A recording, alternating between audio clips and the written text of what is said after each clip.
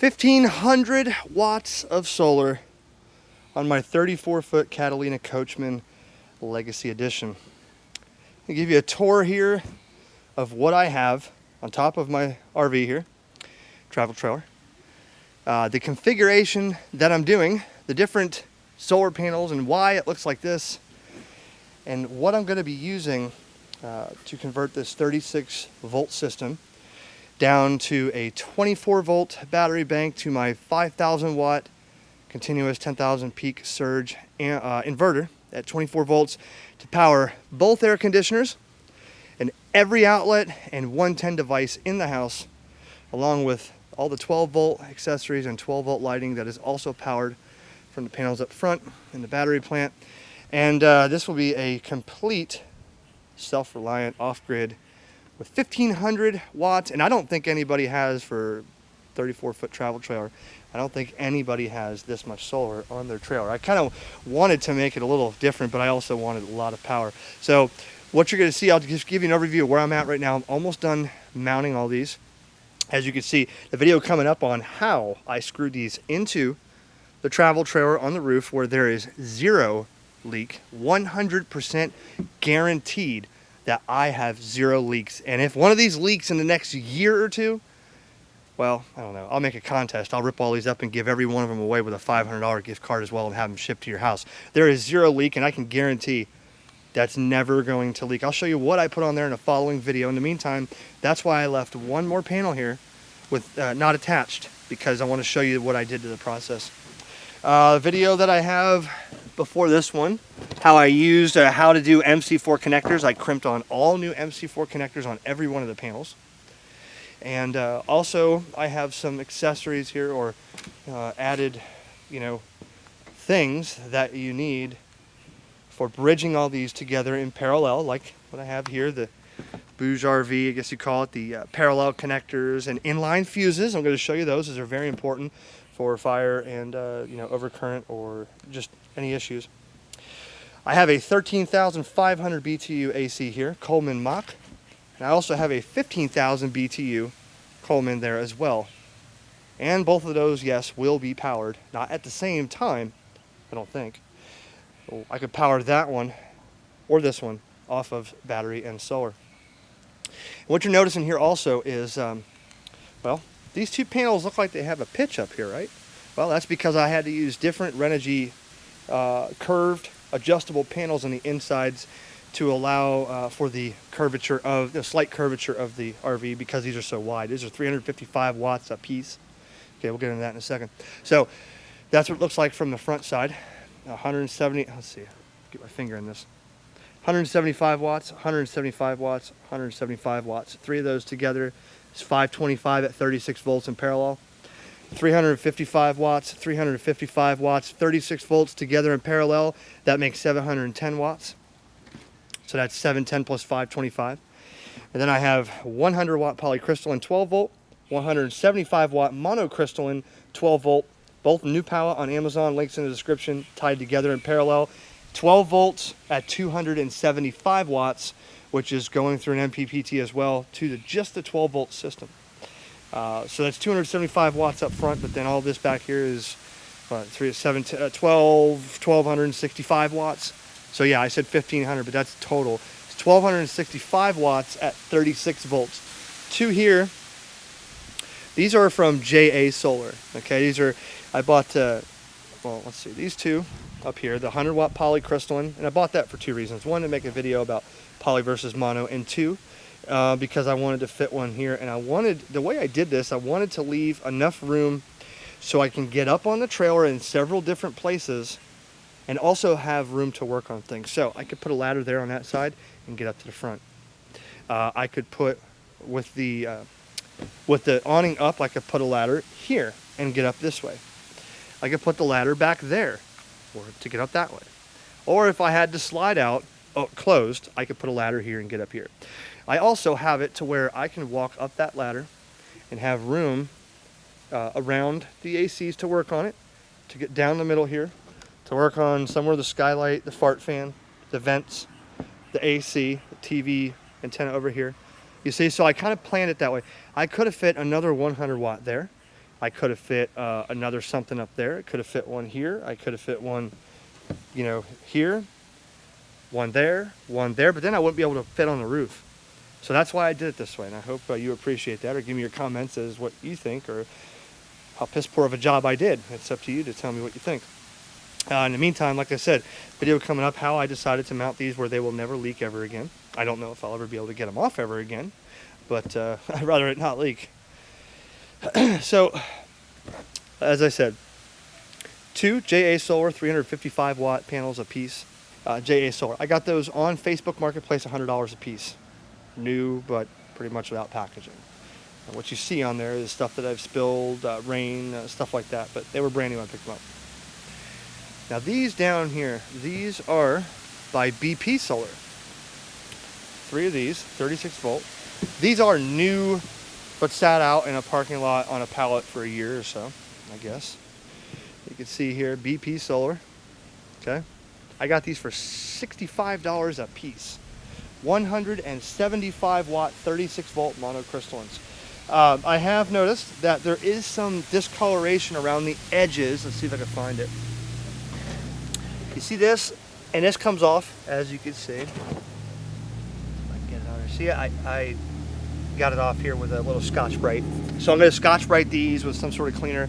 It's because when they were sitting on the pallet in the parking lot of the solar wholesaler, this part was right out in the sun, I guess. They are tested all, tested all, and they're putting out the correct voltage, and we'll find out about the amperage. I got them all hooked up. So BP Solar, so 175 watt, 175 watt, 175 watt. Parallel together is 525 watts. And I'm going to show you the parallel connectors I have. So there you go. That's what the solar looks like on the top. A lot of questions to be asked, I'm sure. What if they fly off? Well, I don't think they're flying off. What if, what about the air little spoilers people put in the front? We're going to get to all that after. Right now, I just want to show you what I have mounted. Let me show you the battery plant. We'll get into that in another video as well. So on Amazon, I got this before in a previous video. This is another roll of it. This happens to be, it's 10 gauge, pure copper, stranded, bonded zip cord, red, black. Specs here say, bonded wire 50 feet, OFC. So it's made in Vietnam too. That, I think, for $34 is a hell of a deal, because this is really, I've found other 10 gauge wires on Amazon, and you get it and they're saying 10 gauge by the size of the diameter of the jacket here, and it's like 4 strands on the inside. There's some pretty nice looking thick wire right here for 10 gauge. Then, so the link for that's in the description. And I went for the main 1/aught power cable for the battery bank, Windy Nation. Now, this I got on Amazon as well, and I'm going to tell you, there's a lot of places to find wire. The Windy Nation, I think, is by far, this was 10 feet of this, 10 feet of red, 10 feet of black, with the heat shrink. And, no, this one didn't come with the connectors. I also bought some pure copper connectors for 1/aught. Skip that. But I think I paid like $60 for 10 feet of red, 10 feet of black, and the heat shrink. $65 or $70 for 1/aught.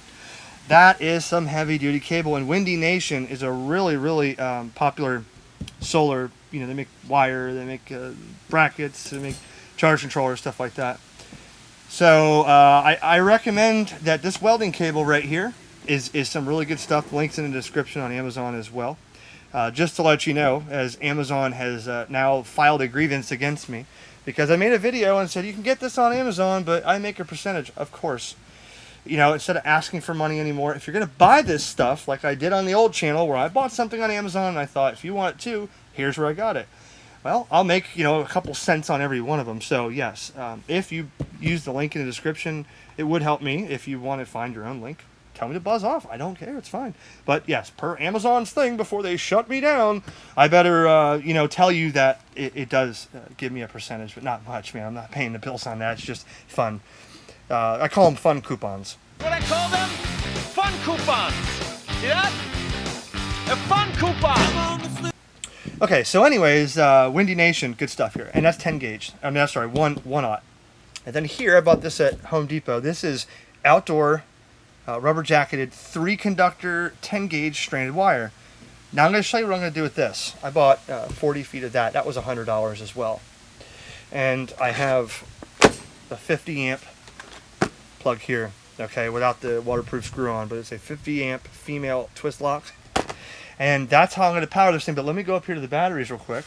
So check this out. This took me about a month to find this size, exact size diamond plate toolbox. Okay, I got this from Lowe's. And the reason that I bought this exact one is because it had to fit between my propane tanks, my trailer, and enough room to put deep cycle batteries with opening. Okay, and here's what it looks like so far. That's a hell of a battery plant. Okay, now I'm going to explain this to you and tell you what's happening here. And to the people that are already complaining, they say, well, that's a lot of tongue weight. It is. I'm adding about 600 pounds of tongue weight here. And without going into the calculation of the 10 to 15% of the tongue weight versus the gross vehicle weight, without looking at the sticker on the side, I think I'm going to be all right. There's not going to be a lot of bounce here on this side, on the front, and I do have the Husky centerline sway control here, or the bars go on the truck. I think I'm going to be right, and this thing's not going to be moving too much. So I'll let you know when this thing falls off or hurts my truck, and then I'll tell you you're right. In the meantime, we're going to stick with it. And no, I'm not buying lithium because they're $800 a piece, and to get this size battery bank for lithium, we're talking about $5,000. So I'm not going to do that right now. But here's what I'm looking at. I have 6 of the Deep Cycle from Autocraft. They are 100 amp hour, 160 reserve capacity, but they're 100 amp hour. So I have 1, 2, 3 in parallel, which is going to be 12 volts, 300 amp hours. Over here, I have 3 more. 1, 2, 3. And I'm making these little jumpers here with the crimp tool and all that to parallel all of these to make those 12 volts. And then I'm going to take this 12 volt side, that 12 volt side, and run them together in 24 volts. Those 2 over there are for the 12 volt system. Now I'm going to tell you this, I could have done this a couple ways. I could have done, Jan had told me to do 2 series, 2 series, 2 series. So I could have put a positive here, then I could have ran this negative to that positive, and then tapped off this. That's 12, 12, 12, and then bridged all 3 12s to a 24 volt.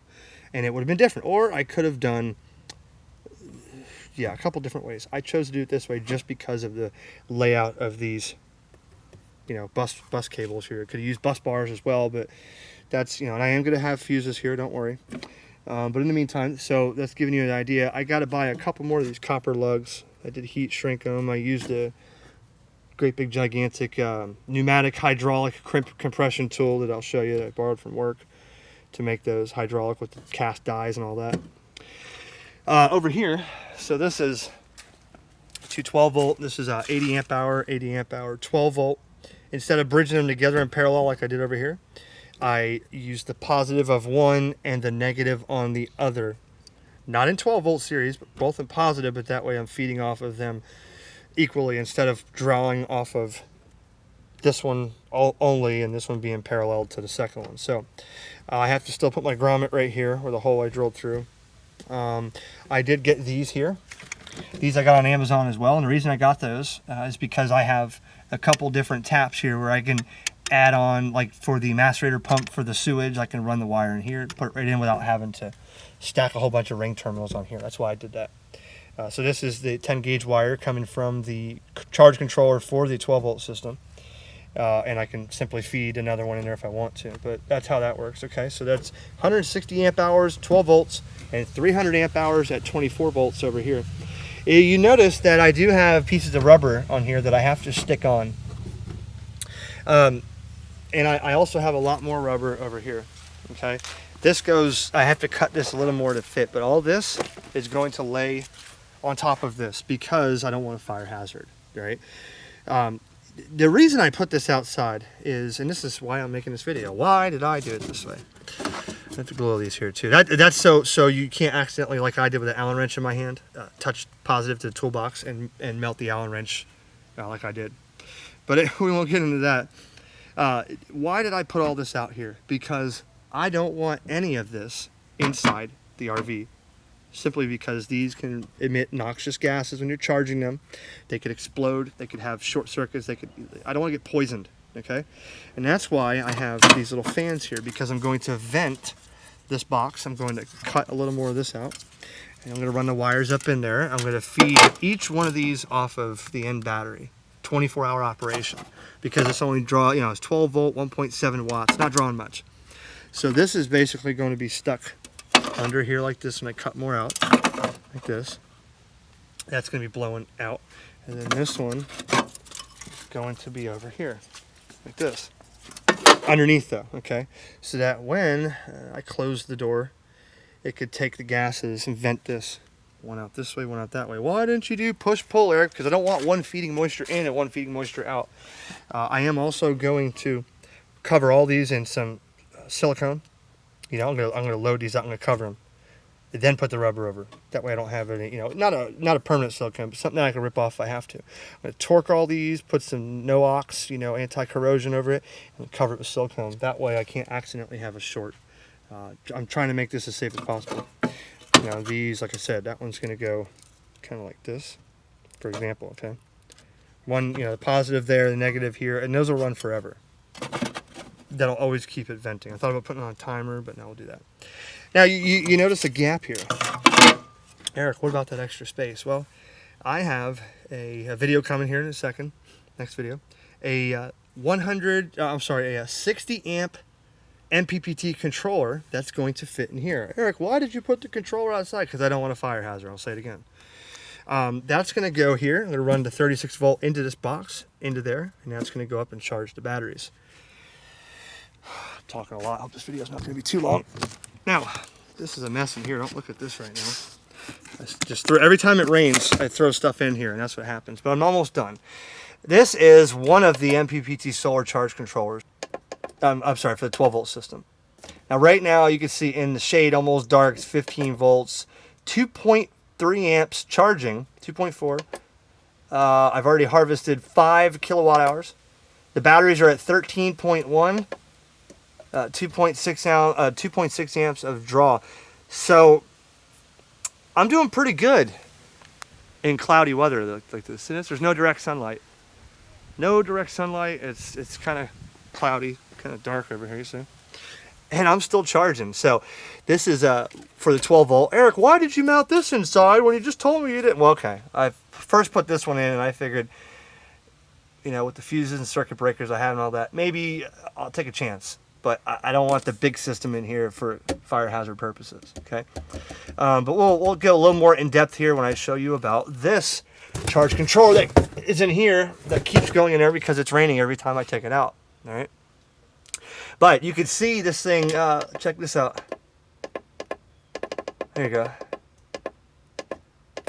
5 kilowatt hours 5.0 kilowatt hours I've already harvested from the sun into my 12 volt system. So yes, the 12 volt system, it charges all day like this, or it keeps it maintained. I don't have much running on a 12 volt system today or during the day. And then at night, I can run the water pump if I have to. I can run the lights, all that stuff, the outdoor LED lights, all that. Run it, and then it never goes dead. It goes down like 12.24 volts, and then it comes back on, charges. So already the 12 volt system is totally off grid. We're just waiting to get this. So what else can I show you? Okay, and here is the monster inverter that I purchased, and this is a whole separate video as well, but I'm going to tell you, this is the biggest one I could find. There are videos about reliable electric inverters, pure sine wave, but why the hell does nobody have a video on the 5,000 watt 24 volt? Because that's a big inverter, about $500 and something. And here's the input in the back. Okay, dual fans, got all the protection stuff. I'm going to show you the whole video separately on this. But check it out. The reason, oh my God, this thing's like 23 pounds. So here's the hot, neutral, and ground that's going to be connected to it. I'm not going to have anything plugged into here. But, I'm not mounting this inside either, I don't think. I'm going to try to figure out how to mount it outside. But in any case, hot, neutral, ground, okay, is going to be running to... Remember I showed you this cable, right? Hot, neutral, ground like this. The other side is going to have the plug wired onto it. This is going to be ran under the RV, and it's going to go into the plug on the very back.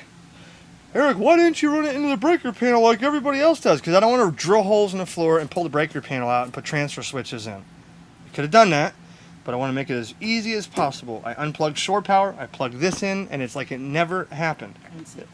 And safe, correctly. Well, what do you know about safe? But you know what? She wants no holes in the floor, neither do I. So. And I don't want the breaker panel made.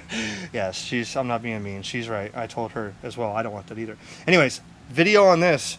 Honey, if you looked at this, honey, what do you think about this? What is somebody, what do you think? Size does matter, doesn't it?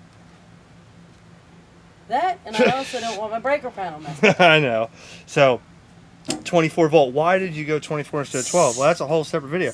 Half the current required to do the same thing at 24 volt than 12 volt.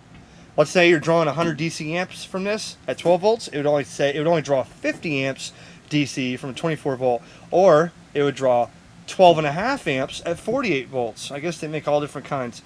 We're gonna put this to the test before I mount it. We're gonna lay it on that toolbox, hook the wires up, and I'm gonna turn everything on and see how long until this thing catches fire before I mount it. That way I can return it if needed. But 5,000 watt pure sine wave inverter, 5,000 watt continuous, 10,000 watt peak. Eric, a 30 amp is only 3,600 watts. Correct. So I could actually run an entire 30 amp like I'm doing now into my trailer with everything on and still be below 5,000 watts, and I have a 10,000 watt peak. So that's the inverter video coming, and then I'll show you a video why pure sine wave versus modified sine wave. A lot to know about that. I've learned a lot about this. Hopefully you want to learn it too. What I'm thinking is I might mount this in 2 places. Now I don't want to mount it in here because, again, a fire hazard. That's right under my bed. But I'm running out of options here because I could, if I get some sort of acrylic, like I can't mount it on the back of that toolbox there with a mount because I have to take the batteries out to put lug bolts in there or whatever. I could mount it on the frame here, with a acrylic box or some sort of Lexiana box. I don't know what I'm gonna do yet. I gotta find a place to mount this thing to where it's safe. I mean, if I mount it underneath somewhere, let me see. Like, under here somewhere with a box and run the wires, and then I could run the, it'd be less 1/0 cable from the battery box to the inverter. I don't want to mount this under the kitchen sink because I'm going to have 40 feet of wire, no good. I want to keep the wire from the batteries to the inverter as close as possible. But I thought about putting it in the lid on here, but look. Right? Then I got to take the little shock off for the lid, and then I got, even with the rubber and silicone, it still won't fit. I was thinking if I mounted it to the top inside here, close this, there's just not enough room from the top of the batteries. Then I thought, well, I can mount it on the top of the box here. I don't want people to see it, so I don't know what I'm going to do yet. I'm going to put that thing out here, and I'm going to try to make it catch fire. I'm going to absolutely I'm going to beat the balls out of it to make sure that I don't have a fire. I mean, I'm going to do it over and over and over and over again, throw water on it, whatever I got to do to try to get that thing to short and catch fire before I mount it inside. And if it is mounted inside, I will not be using it overnight or when I'm not home. Unless I'm up all night and the wife knows, hey, leave this open, stand here with a fire extinguisher and go ahead and turn the AC on at night. I don't know. That's just me. But you can see the panels up top. Check this out. This is just for the 12 volt system, right? See the little wire loom up there? I took the wire down the track for the awning, right? Come out, wire loom with the little 3M things with zip ties. Look how nice and neat that looks. Look at it. Went underneath, right? Underneath. Up into here to the charge controller, came out. Look, nice and neat, right? Pretty cool stuff. So I'm going to do that again with the 24 volt or 36 volt solar down to the 24 volt system. But if you looked at that, it doesn't look too bad, does it? It doesn't. So that right now is what I have going with my solar. I want you to stay tuned, subscribe, so I can show you the inverters, I can show you the battery plant in action, the solar panels in action, MPPT charge controllers in action. That one's also got Bluetooth on it, a big 36 volt in that orange box. I can show you the difference between an MPPT and a PWM, pulse width modulated. I've learned all this stuff and I want to share it with you guys. Subscribe to the channel, stay tuned, more's on the way. But this will be the off-grid solar adventure of a lifetime right here on the Ponderosa. Stay tuned. Thanks for watching.